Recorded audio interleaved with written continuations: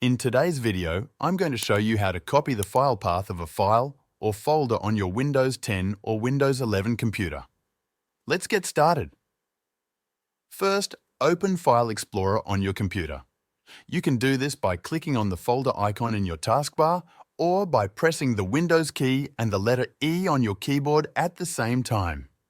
Once you're in File Explorer, navigate to the file or folder you want to copy the path for. This can be any file or folder on your system. It could be something on your desktop, in your documents, or anywhere else on your drive. Now, once you've located the file or folder, move your mouse pointer over it. Right-click on it. A context menu will appear. In the menu, look for the option that says Copy as Path. Left-click on that.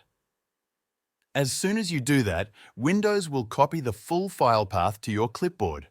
This includes the entire location of that item on your computer, written out in a way the system understands. If you don't see the Copy as Path option right away, try holding down the Shift key before you right-click. That can sometimes reveal extra options in the menu, including Copy as Path. There's also a keyboard shortcut you can use. Just select the file or folder by clicking on it once.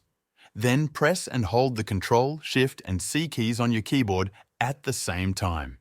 That will also copy the file path to your clipboard. And that's it. Thanks for watching.